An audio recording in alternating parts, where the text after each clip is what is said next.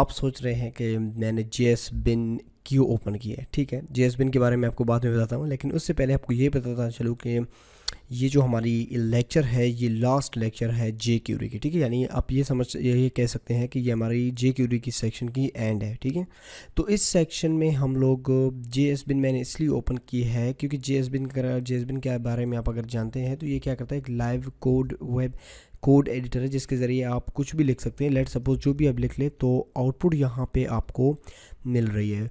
तो इस तरह की एक आप कह सकते हैं कि एक लाइव कोड प्लेयर या एक लाइव टेक्स्ट एडिटर आप किस तरह बना सकते हैं, तो ये जे क्यूरी में आप बआसानी बना सकते हैं। और जो हम लोग की फाइनल प्रोजेक्ट होगी, एक कोड प्लेयर होगी, वो हम लोग ऐसे ही जेएस बिन की तरह बनाएंगे। ठीक है, जैसे कि आप HTML सेक्शन पे क्लिक करते हैं तो HTML की कोड सेक्शन ओपन है, और CSS पे क्लिक करते हो CSS की कोड सेक्शन ओपन है, और जावास्क्रिप्ट की जो पैनल पे आप क्लिक करते हो तो जावास्क्रिप्ट की ओपन होगी, और कंसोल को छोड़े कंसोल को, और आउटपुट पे जब आप क्लिक करते हैं तो आउटपुट की सेक्शन ओपन है।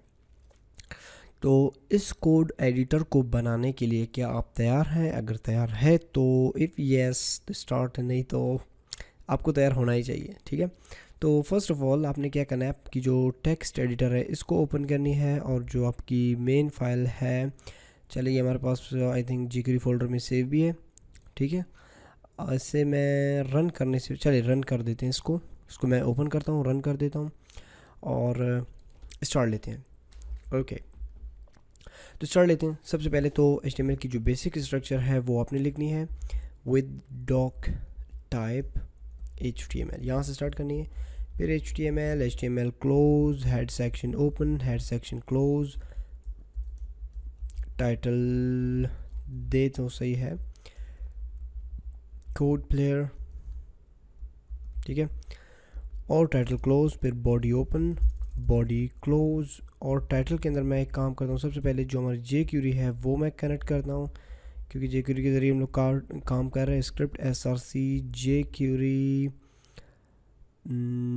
डॉट मिन, ठीक है, जे क्यूरी डॉट 3.1.0.min.js, इसको मैं कनेक्ट करता हूँ। ठीक है, अब जे क्यूरी भी ऑलमोस्ट पेज के साथ कनेक्ट हो गई है, और एक सेक्शन में यहाँ से स्टाइल की ओपन करता हूँ, क्योंकि हमें स्टाइल भी यहाँ पे करनी है, टाइप टेक्स्ट /CSS, और यहाँ पे ये जो एरिया है ये स्टाइलिंग यानी CSS की एरिया है। तो स्टार्ट लेते हैं जी। सबसे पहले आपने क्या करना है, एक डिव बनानी है जिसको आईडी देते हैं सपोज हेडर की। ठीक है, या ठीक है, हेडर बार पे काम करते हैं, जो यहाँ पे बटन्स वगैरह थे, अगर जेएस बिन आपको याद है तो। ठीक है, मैं इसको दोबारा ओपन नहीं करूँगा, बस क्योंकि हम लोग सेम टू सेम तो नहीं बनाएंगे, लेकिन उससे आइडेंटिकल होगी। सॉरी, फिर होगी div ID of logo. First of all हमारी लोगो होगी, और लोगो किस नाम से होगी, आप इमेज भी रख सकते हैं, लेकिन मैं यहाँ पे सपोज रखता हूँ कोड प्लेयर के नाम से एक वर्ड। ठीक है, इसके बाद एक और डिव बनाता हूँ और उसको आईडी देता हूँ सपोज बटन कंटेनर के नाम से। इस कंटेनर में क्या होंगे, बटन्स होंगे हमारे, यानी HTML CSS जावास्क्रिप्ट जो भी है उनकी बटन्स होगी। फिर मैं एक और डिव बनाता हूँ जिसको क्लास के बाद क्लास से कुछ भी देते, लेकिन आईडी मैं इसे देता हूँ सपोज HTML, और दूसरे को आईडी देता हूँ CSS, तीसरे को आईडी देता हूँ जावास्क्रिप्ट, और जो फोर्थ वन है इसको मैं आईडी देता हूँ आउटपुट। ठीक है, और इसमें लिखता हूँ मैं HTML, इसमें लिखता हूँ CSS, और इसके अंदर मैं लिखता हूँ जावास्क्रिप्ट, और यहाँ पे आउटपुट। ठीक है, ये हो गए। अब स्टाइलिंग पे आते हैं। सबसे पहले तो मैं कहता हूँ कि बॉडी की जो मार्जिन है वो ज़ीरो कर दें, और इसकी पैडिंग को भी ज़ीरो कर दें, यानी बॉडी की मार्जिन और पैडिंग दोनों ज़ीरो हो गई। अब आईडी सेलेक्टर लेता हूँ लोगो को। फर्स्ट ऑफ ऑल लोगो में करते क्या है, इसकी जो फॉन्ट वेट है ये बोल्ड होनी चाहिए। ठीक है, अच्छा चले एक और बॉडी में काम करते हैं कि तमाम बॉडी में जितने भी एलिमेंट्स हैं उन तमाम की जो फॉन्ट फैमिली है वो सेंस सेरिफ होनी चाहिए। ठीक है, यहाँ तक क्लियर है। इसके बाद क्या होनी चाहिए, मैं क्या चाहता हूँ कि जो हम लोगों ने आईडी बनाई थी बटन कंटेनर के नाम से, बटन कंटेनर, इसमें मैं क्या करता हूँ कि इससे सपोज कर चलिए थोड़ी देर के लिए इसको विड्थ देते हैं 300 px और मार्जिन 0 ऑटो देते हैं ताकि ये सेंटर्ड में आ जाए बटन्स। और इसके अलावा इस पूरे सेक्शन को मैं फ्लोट लेफ़्ट करता हूँ।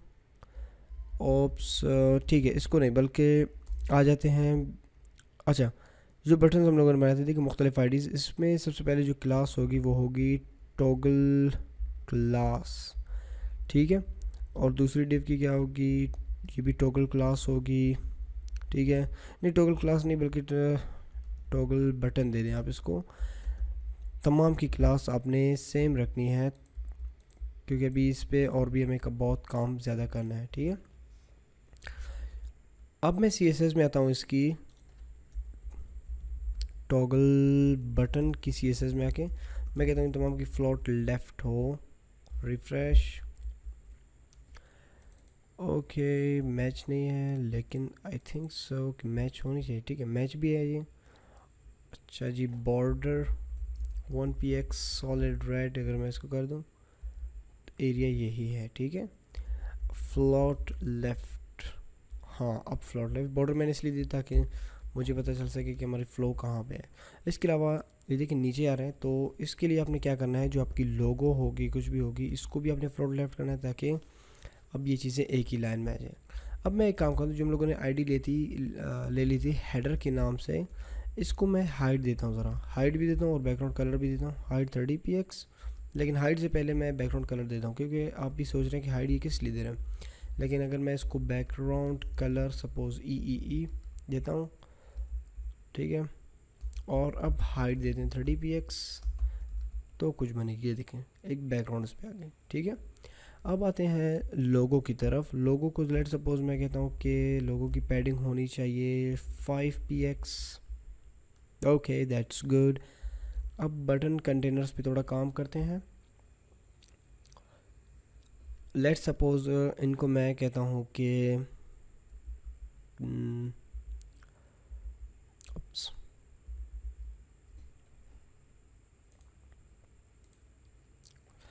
अच्छा बटन जो टॉगल बटन्स हैं इन पे थोड़ा काम करते हैं। Let suppose first of all मैं यहाँ पे कहता हूँ कि इनकी जो पैडिंग है इनमें पैडिंग आ जाए 5 px। देखते हैं क्या पैडिंग आ जाती है, ओके ये भी ठीक है। अब इनमें बॉर्डर लगा लेते हैं 1 px सॉलिड AAA, ठीक है ये भी सही है। और मैं चाहता हूँ कि हेडर में थोड़ी सी पैडिंग दे दूँ सपोज 2 या 4 px ताकि थोड़ी सी वो हो के भाई 2 px, ठीक है ये 2 px बिल्कुल सही है। अब देखिए अच्छा इसके अलावा ये देखिए जो मतलब HTML है CSS है आपका या जावास्क्रिप्ट है, यहाँ पे साइड में आपको जो लाइंस थोड़ी मोटे नज़र आ रहे हैं, तो इस प्रॉब्लम को आप किस तरह सॉल्व करेंगे। बेसिकली ये जो टॉगल बटन है आपका यहाँ से भी आप कर सकते हैं, ठीक है यहाँ से ही मुझे करना है। वैसे बॉर्डर 1 px मैंने को दे दी। अब मैं कहता हूँ कि बॉर्डर फ्रॉम राइट, मैं रेडियस नहीं बल्कि border from right none, border जो राइट तरफ से बॉर्डर्स है ये ख़त्म होनी चाहिए, ओके तो ये ख़त्म हो गई, ठीक है। अब सिंगल कितने अच्छे लग रहे हैं। और इसके अलावा अगर आप इनको बैकग्राउंड कलर भी देना चाहो तो दे सकते हैं, लेकिन हम देखते हैं कोई अच्छा सा कलर अगर सामने आता है तो ठीक है, नहीं तो नो नीड। बैकग्राउंड कलर मैं इसको सपोज देता हूँ BBB, ओके वैसे आपको कैसा लग रहा है, ठीक है DEEE, ये तो पहले से CCC, हाँ ये सही है आई थिंक सो। अच्छा अब एक और काम करते हैं कि देखिए सबसे पहले तो मैं कहता हूँ कि ये जो आउटपुट है इसमें एक बॉर्डर आ जाए। बॉर्डर कहाँ से, राइट साइड से 1 px सॉलिड ग्रे कलर में हो, ठीक है, या ग्रे कलर में नहीं A में आप कर ले ताकि इनसे मैच कर लें दूसरे कलर से, ठीक है ये हो गई। इसके बाद आपने क्या करना है, आउटपुट में मैं चाहता हूँ कि क्योंकि जो हम लोगों ने जेएसपिन अगर आपको याद है हम लोगों ने विज़िट की थी, तो आउटपुट या जो HTML की बटन है यहाँ पे यानी बॉर्डर रेडियस थी, टॉप से भी रेडियस थी और जो आउटपुट की बटन है ये भी कुछ रेडियस थी। तो इसको आप किस तरह, इस प्रॉब्लम को आपने किस तरह सॉल्व करनी है, प्रॉब्लम ही नहीं है बल्कि ये तो हमारी डिज़ाइन है UI है, इसको इम्प्रूव कर रहे हैं हम लोग। तो जितनी भी आप डिज़ाइन पे काम करेंगे, जितने भी इम्प्रूवमेंट कर लेंगे उतना ही टाइम लगेगी उस पर। तो मैं इसको देता हूँ suppose border from top left radius, suppose मैं इसको देता हूँ 10 px, नहीं बल्कि बॉर्डर ठीक है टॉप से, लेकिन राइट से इसकी रेडियस होनी चाहिए 5 px, ठीक है 5 px हो गई। अब मैं दोबारा कहता हूँ कि बॉर्डर फ्रॉम ठीक है फ्रॉम बॉटम राइट, ठीक है बॉटम राइट से 5 px देना चाहूँगा। अब देखिए यहाँ से बॉर्डर रेडियस हो चुकी है, अब ये इसकी यहाँ से बारी है, ठीक है कितनी ब्यूटीफुल हो चुकी है। अब इसी तरह HTML है, तो अगर आपको याद हो कि हम लोगों ने आईडी ली थी HTML, इसी तरह HTML को भी सिलेक्टर ले लिया यहाँ पे, और इसकी भी ऐसे ही बॉर्डर्स पे काम करते हैं। बॉर्डर फ्रॉम टॉप, इस पर लेफ़्ट होगी, राइट नहीं बल्कि left radius 5 px, oops good. फिर कहते हैं कि border from bottom left radius 5 px, okay that's good. अब देखिए आपका आई होप कि कोड एडिटर बहुत अच्छा लग रहा है। देखें यहाँ पे, अच्छा एक और काम करते हैं कि मैं चाहता हूँ कि जो टॉगल बटन्स है इन पे जब भी होवर किया जाए तो सिर्फ कर्सर चेंज हो, बस कर्सर पॉइंटर से, ये आप क्या कहते हैं पॉइंटर आप रख लें जो लाइक दिस, ये डिफ़ॉल्ट रख लें which is something like this, जो एरो निशान वाला, ठीक है मैं कहता हूँ यही सही है। आई होप कि ये सही है, आपको अच्छा लग रहा है। इसके बाद नेक्स्ट स्टेप क्या है कि अगर आपने JSBin में एक और चीज़ देखी होगी, जब इस पर आप होवर करते हैं तो इसकी जो यानी इस पर होवर इफ़ेक्ट है, कलर चेंज होती है बेसिकली। तो इसको आप अगर हम CSS में भी कर सकते हैं बैकग्राउंड कलर चेंज करके, लेकिन बेसिकली हम लोग jQuery पढ़ रहे हैं तो मैं आपको jQuery के तरीके से बता दूंगा कि आप jQuery की हिसाब से यानी तमाम चीज़ों को jQuery के ज़रिए आप किस तरह चेंज कर सकते हैं। तो let's get start. First of all आपने आपके एंड में जाके आपकी फ़र्स्ट jQuery कोडिंग चल रही है, तो स्टार्ट कर लिया अपनी jQuery, $साइन से jQuery ज़ाहिर होती है बेसिकली, ठीक है। अच्छा फर्स्ट ऑफ ऑल मैं कहता हूँ कि jQuery, ठीक है jQuery ये जो क्लास है टॉगल बटन, इस पे जब भी माउस होवर हो तो फंक्शन चले। और क्या फंक्शन चलनी चाहिए बेसिकली, फंक्शन आपने खुद डिफाइन करनी है कि jQuery, फिर कहना jQuery दिस से मुराद यही टॉगल बटन। इस पे अब आप सपोज सिंपली मैं कहता हूँ कि CSS अप्लाई कर ले। CSS में क्या कर लें, लेट सपोज मैं चाहता हूँ कि इसकी बैकग्राउंड जो कलर है वो चेंज हो जाए स्काई ब्लू में जब भी इस पे होवर हो, ठीक है स्काई ब्लू में, सेव। अच्छा अब देखिए मैं होवर पे बिल्कुल काम कर रहा है, स्काई ब्लू में चेंज हो रहा है, लेकिन प्रॉब्लम ये है कि जब मैं माउस वापस लाऊंगा तो चेंज नहीं हो रहा है। तो इस प्रॉब्लम को आप कॉल बैक फंक्शन के ज़रिए सॉल्व कर सकते हैं, ठीक है। फंक्शन, फिर कहता हूँ कि jQuery this डॉट CSS, यानी कॉल बैक फंक्शन क्या है कि एक फंक्शन जब कंप्लीट होता है तो जब इसको कंप्लीट होने के बाद क्या करना है, तो मैं दोबारा ये चाहता हूँ कि बैकग्राउंड जो कलर है, इसकी बैकग्राउंड कलर क्या थी बाय डिफ़ॉल्ट, आई थिंक ई या CCC थी, आई थिंक सो। देखिए अब कलर हो, लेकिन जब मैं माउस उठा रहा हूँ तो वही कलर आ रहा है। बेसिकली ये कलर नहीं आ रहा है बल्कि CSS में चेंजिंग हो रही है, ठीक है। ये तो बहुत सिंपल चीज़ है, लेकिन इसमें एक प्रॉब्लम आएगी। क्या प्रॉब्लम, लेट सपोज मैं ये जो आपका HTML, वैसे तो एक और बात कहनी थी कि जब आप पेज को रिफ़्रेश करते हैं तो HTML और आपका जो आउटपुट, वैसे आउटपुट का मैंने स्पेलिंग भी गलत लिखी है, आउटपुट अब सही। तो HTML और आउटपुट जो सेक्शंस है वो पहले से ही एक्टिव है, तो उनमें एक मैं क्लास ऐड करता हूँ एक्टिव के नाम से, और एक और क्लास यहाँ पे ऐड करता हूँ एक्टिव के नाम से, ठीक है। अब इनको CSS में ज़रा स्टाइल करते हैं। सबसे पहले मैं एक्टिव को जो एक्टिव क्लास है उसको मैंने वो कर लिया, सेलेक्टर ले लिया। अब डेफिनेटली इनकी बैकग्राउंड कलर मुझे चेंज करनी है। बैकग्राउंड कलर कौन सी कलर, लेट सपोज़ यहाँ पे कलर है, मैं ये यूज़ करता हूँ, ठीक है ये यहाँ पे आ गई। अब देखिए यानी पहले से ही एक्टिव है, लेकिन एक प्रॉब्लम ये थी कि जब देखिए मैं इन पे होवर करता हूँ, ठीक है होवर हो रहे हैं, यहाँ पे भी होवर और इफेक्ट भी ख़त्म हो रहा है। लेकिन जब मैं HTML पे लाता हूँ तो भी होवर हो रहा है, लेकिन जब मैं वापस लाता हूँ तो उसकी जो पहले की इफेक्ट है वो भी ख़त्म कर रहे हैं। बेसिकली हो क्या रहा है कि jQuery का यही कह रहा है कि जब होवर ख़त्म हो तो इसको बैकग्राउंड कलर कर दो, यही कर दो ना। तो इससे एक बेटर आइडिया ये है कि आप ये कर लें, मैं सपोज़ एक क्लास बनाता हूँ हाईलाइटेड के नाम से, हाईलाइटेड बटन के नाम से क्लास बनाता हूँ और इसको बैकग्राउंड कलर में देता हूँ, लेट सपोज ये कलर, ठीक है। ताकि जब भी मैं कहता हूँ कि जब भी हॉवर हो तो ऐड क्लास कर लें। क्लास का नाम क्या था, हाईलाइटेड था, ठीक है। अब वो क्लास उसमें जब भी हॉवर होता है तो वो हाईलाइटेड जो बटन का क्लास था वो ऐड होगी, और जब ये फंक्शन ख़त्म होगी तो मैं कहता हूँ कि रिमूव कर दें, इस क्लास को रिमूव कर दें। तो आप लगाएंगे रिमूव क्लास, कौन सी क्लास है, हाईलाइटेड बटन, ठीक है। इसको जस्ट मैं कॉपी करता हूँ और यहाँ पे पेस्ट करता हूँ, save, refresh, let's check. Oh okay, there is a problem, शायद यहाँ पे ऐड में प्रॉब्लम है। ओके, अब देखिए यहाँ पे जब मैं होवर कर रहा हूँ तो बिल्कुल इफेक्ट आ रहा है, ठीक है। लेकिन वही प्रॉब्लम नहीं आ रहा है कि जब मैं, क्योंकि पहले कलर चेंज हो रही थी लेकिन अब क्लास ऐड हो रही है, लेकिन जो ही आप माउस हटा देते तो वो क्लास रिमूव हो जाती है। तो ये खसूसियत है, राइट, यहाँ तक क्लियर है। इसके बाद नेक्स्ट स्टेप क्या है कि जब भी मैं, देखिए अब HTML बाय डिफ़ॉल्ट एक्टिव ही है। जब मैं चाहता हूँ कि जब CSS पे क्लिक कर लूँ तो CSS भी जैसे कि HTML पे इफेक्ट है वो यानी ये भी एक्टिव होनी चाहिए, और जब जावास्क्रिप्ट पे क्लिक कर लूँ तो ये भी एक्टिव होनी चाहिए। तो बेसिकली आप क्या करेंगे, वैसे आपको तो पता है jQuery में ही आप करते हैं। आपने सबसे पहले क्या करना है, jQuery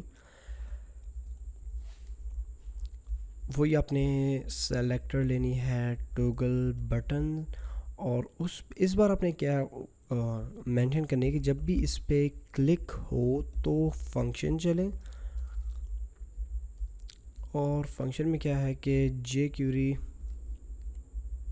फंक्शन बेसिकली यही होगी कि आपने कहना है कि दिस, अब जो हम लोग, अगर आपको याद हो तो हम लोग जो पहले मेथड यूज़ करते थे CSS पे के बाद मतलब हॉवर होने पे बैकग्राउंड कलर यूज़ होती थी। तो ये कुछ अच्छे आइडियाज़ भी थे, वक्त के साथ आप यूज़ कर सकते हैं। लेकिन इस बार हम लोग जो कोड प्लेयर पे काम कर रहे हैं तो यहाँ पे हमें कुछ और भी चीज़ों की ज़रूरत होगी, जैसे कि ऐड क्लास वगैरह वगैरह। तो आप ऐड क्लास भी कर सकते हैं। सपोज़ मैं इसको ऐड क्लास करता हूँ, कौन सी क्लास को, एक्टिव को। जब भी क्लिक को टॉगल बटन पे तो एक्टिव क्लास ऐड हो जाए। अब देखिए ऐड हो रही है, लेकिन जब मैं दोबारा क्लिक करता हूँ तो दोबारा गायब नहीं हो रहा है। तो अगर आप कॉल बैक फंक्शन यूज़ करते हैं तो यहाँ पे प्रॉब्लम आ जाती है। क्या प्रॉब्लम आ जाती है, चले मैं यूज़ करता हूँ कि भाई अगर ये फंक्शन कंप्लीट हो जाए तो डेफिनेटली क्या हो जाए, रिमूव हो जाए फंक्शन। अच्छा, ये फंक्शन की ब्रैकेट्स थोड़ी, फिर मैं यहाँ पे कहता हूँ कि jQuery this dot remove class, class का नाम क्या है, एक्टिव, कि भाई एक्टिव को रिमूव कर दें। सेव, रिफ्रेश यहाँ से। अब बेसिकली एक्टिव भी हो रहा है और उसी टाइम रिमूव भी हो रहा है। प्रॉब्लम ये है, इसमें एक्टिव भी हो रहा है और उसी टाइम रिमूव भी हो रहा है। तो इस प्रॉब्लम को आप जो हम लोग को पहले यूज़, अब एक नया चीज़, मैं कॉल बैक को ख़त्म ही करता हूँ। जो कॉल बैक फंक्शनैलिटी है मैं इसको ख़त्म करता हूँ, ठीक है। Okay, something like this. अच्छा, यहाँ पे मैं क्या कहूँगा कि भाई कुछ इस तरह का आपने करना है, ऐड क्लास के बजाय अगर मैं इसको चेंज कर लूँ टॉगल क्लास में या टॉगल में तो अब सही होगी बेसिकली। रिफ्रेश, अब देखते हैं होता क्या। देखिए क्लिक करता हूँ तो आ जाता है, दोबारा क्लिक करता हूँ तो गायब हो जाती है। तो ये बेसिकली खसूसियत है टॉगल क्लास की। अब देखें किसी भी क्लास को आप एक्टिव या डीएक्टिव कर सकते हैं। अच्छा, इसके साथ साथ मैं आपको ज़्यादा इस पे वो नहीं करता, लेकिन इसमें एक छोटा सा आपको चीज़ बताना चाहूँगा। देखिए जब मैं सपोज CSS की एग्जांपल लेते हैं, जब मैं इस पर क्लिक करता हूँ, देखिए क्लिक कर लिया मैंने, लेकिन मुझे पता नहीं है कि ये डीएक्टिव हो चुकी है। बेसिकली ये डीएक्टिव हो चुकी है लेकिन मुझे पता नहीं चल रहा जब तक मैं माउस को यहाँ से हटा नहीं देता। या यहाँ पे आके जब मैं क्लिक करता हूँ तो ये डीएक्टिव हो चुकी है, जब तक मैं माउस नहीं हटा देता तो मुझे मालूम नहीं होती। तो अब आपने इसको क्या, इस प्रॉब्लम कैसे सॉल्व करना है आपने, वेरी सिंपल, जस्ट आपने jQuery से कहना है कि जब भी क्लिक हो तो टोगल क्लास कंप्लीट होने के बाद एक क्लास रिमूव कर दे जो आपको डिस्टर्ब कर रहा है। बेसिकली वो है आपका हाईलाइटेड बटन क्लास।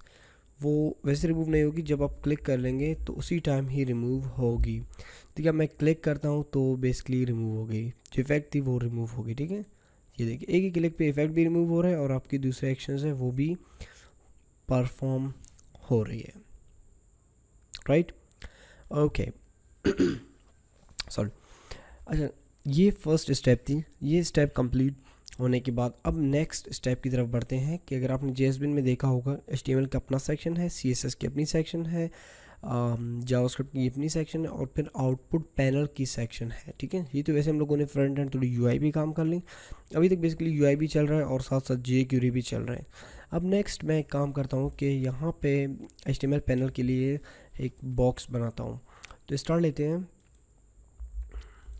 सबसे पहले मैं एक डिव बनाता हूँ, बिल्कुल एक नया डिव बनाता हूँ। इसको नाम देता हूँ बॉडी कंटेनर के नाम से। ठीक है, बॉडी कंटेनर। और इसके अंदर आपने क्या करना है, सबसे पहले तो टेक्स्ट एरिया में लूँगा और टेक्स्ट एरिया क्लोज। इस टेक्स्ट एरिया में आपके जो HTML की कोड्स होंगे, ठीक है, HTML की कोड्स होंगे वो यहाँ पे आ जाएंगे, जो आपका HTML बॉक्स है यहाँ पे आ जाएंगे। तो ठीक है, इसको मैं क्लासेस भी देता हूँ। सपोज एक क्लास दे दिया पैनल के नाम से और आईडी से मैं देता हूँ HTML पैनल के नाम से। ठीक है, क्लास पैनल और आईडी HTML पैनल। अब इसको स्टाइल करते हैं। वो मैं एक काम करता हूँ कि अगर jQuery वैसे हम लोग पढ़ रहे हैं तो jQuery वैसे आप CSS से भी कर सकते हैं, लेकिन मैं इसको jQuery के ज़रिए स्टाइल करता हूँ। तो क्या करना है, सबसे पहले इसकी जो विड्थ हाइट है वो आपने सेट करनी। सबसे पहले मैं कहता हूँ jQuery जो आपके पास है टेक्स्ट एरिया, इसको क्या करना है, इसकी सबसे पहले मैं हाइट सेट करता हूँ। इसकी हाइट, अगर आप हाइट की वैल्यू दे दें, सपोज मैं 300 दे दूँ तो ये 300 होगी, लेकिन मैं चाहता हूँ कि ये 300 ना हो बल्कि ये ऐसी होनी चाहिए। इसके अंदर मैं कहूँगा jQuery इसको चेंज कर लो विंडो की हाइट के साथ। डेफिनेटली अब ये विंडो की हाइट लगी, लेकिन विंडो की हाइट काफ़ी मतलब ज़्यादा है थोड़ा, लेकिन मैं इससे कहूँगा कि इससे माइनस कर ले एक और हाइट। किस चीज़ की हाइट, हम लोगों ने ऊपर आईडी लिए हेडर की हाइट। ठीक है, अब लेकिन फिर भी थोड़ा सा मसला है, लेकिन उसको माइनस उससे 20 हम करते हैं या कुछ कम मैं करता हूँ 15 पे।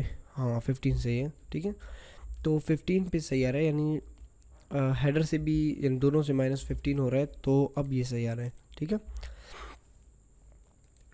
इसके बाद नेक्स्ट स्टेप क्या है कि जो कोड्स होंगे, चाहे आपके HTML हो, CSS हो, जावास्क्रिप्ट सेक्शन हो, वो कोड्स मतलब आपको किस तरह दिखाई देनी चाहिए। ठीक है, लेट्स सपोज मैं चाहता हूँ कि एक आई फ्रेम बने और जो मेरे कोड्स है वो मुझे आई फ्रेम में ही दिखाई दे। ठीक है, तो आई फ्रेम आई थिंक एक बेस्ट तरीका है। जब जो आपके HTML होंगे, CSS होंगे, जावास्क्रिप्ट, इनकी कोड जो होंगे वो iframe is a best place वो आ जाए। वैसे एक बात जावास्क्रिप्ट के बारे में मैं आपको खैर आगे भी बताऊंगा कि जो जावास्क्रिप्टिंग आप यूज़ करते हैं आई फ्रेम में, ये थोड़ी सिक्योरिटी रीजंस की वजह से मतलब थोड़ी रिस्की है आपके लिए। ठीक है, बट आप फिर वैसे सिंपल jQuery में तो सही है। ठीक है, इसको मैं वापस वही क्लास देता हूँ पैनल की और आईडी देता हूँ, कौन सी पैनल है, ये है आउटपुट पैनल। ठीक है, आउटपुट पैनल। और दोबारा मैं जस्ट आके रिफ्रेश करता हूँ तो आउटपुट पैनल आपके सामने आ चुकी है। अब इसको मज़ीद स्टाइल करना है हमने, लेकिन सबसे पहले तो मैं सेट करता हूँ कि jQuery से कहता हूँ कि भाई ये जो आई फ्रेम है इसको सेटिंग करनी है। लेकिन मैं अगर आई फ्रेम के बजाय काम करता हूँ, ठीक है, अगर मैं टेक्स्ट एरिया को हटा के, क्योंकि मुझे पता है जो पैनल है इसकी भी जो टेक्स्ट एरिया इसमें भी क्लास पैनल है और जो आई फ्रेम है इसकी भी क्लास पैनल है। अगर मैं यहाँ पे पैनल कॉल करके देखता हूँ तो दोनों की हाइट मुझे सेम दिखाई दे रही है, क्योंकि मैंने दोनों की फंक्शनैलिटी सेम रखी है। अब अगर आ जाऊँ दोबारा पैनल को सेलेक्टर ले लूँ ठीक है। इस बार मैं विड्थ पे काम करता हूँ, पैनल, और पैनल की जो विड्थ होगी वो क्या होनी चाहिए, अगर आप इसको डिफ़ॉल्ट देना चाहिए सपोज़ 400 px तो 400 हो जाएगी, लेकिन मैं चाहता हूँ कि ये कुछ इस तरह होनी चाहिए कि जो विंडो की विड्थ होगी इसको डिवाइड कर ले 2 पे। 2 पे किस तरह, डेफिनेटली, और अच्छा विड्थ के सामने ये जो मैं अब 2 बेसिकली क्या होगी, एक तो ये नीचे आ रहा है, ठीक है, अगर मैं इससे माइनस कर लूँ 10, ब्रैकेट्स थोड़ा सही लगाना है, ओके यहाँ पे जस्ट, ठीक है, अब सही आ रहा है। अब बेसिकली हो क्या रहा है कि डिवाइड 2 किस लिए, ठीक है, ये अभी से आप समझ लें, आगे भी आ जाएगी, शायद आपके लिए मुश्किल ना हो। ये 2 बेसिकली इसलिए है कि देखिए विंडो की जो विड्थ होगी वो 100% होगी। अब 100% को आप जब 2 पे डिवाइड कर दिए तो एक पे क्या आ जाती है, 50% आती है, ठीक है। अगर आप इसको 4 हिस्सों में डिवाइड करना चाहो तो 100 को 4 हिस्सों में डिवाइड कर ले तो एक हिस्से में 25% ऑलमोस्ट आ जाते हैं, ठीक है। ओके, ये स्टेप भी होगी। इसके बाद आपने क्या करना है, चले मैं यहाँ पे कुछ टेक्स्ट एरियाज जावास्क्रिप्ट वगैरह के लिए बना देती हूँ, ठीक है, बना देता हूँ जस्ट समथिंग लाइक दिस, और इसको कहता हूँ CSS पैनल, और ये हमारी होगी जावास्क्रिप्ट की पैनल, ठीक है, जावास्क्रिप्ट की पैनल होगी ये, और इनके अंदर मैं कुछ टेक्स्ट रखना चाहूँगा। सपोज़ ये जो आपका फर्स्ट HTML पैनल है इसमें मैं प्री टैग में कुछ लिखना चाहूँगा हेलो वर्ल्ड के नाम से, ठीक है, हेलो वर्ल्ड। इसके बाद ये जो दूसरा सेक्शन है इसमें मैं कुछ CSS करना चाहूँगा। P को मैंने सेलेक्टर ले लिया और इसके अंदर कुछ काम करें, लेट्स सपोज कलर रेड, ठीक है। इसी तरह जावास्क्रिप्ट की जो सेक्शन है यहाँ पे मैं कहता हूँ कि लेट्स सपोज यहाँ पे कहना चाहूँगा कि जावास्क्रिप्ट की जो सेक्शन है इसमें सपोज अलर्ट को ही फ़िलहाल रख देते हैं,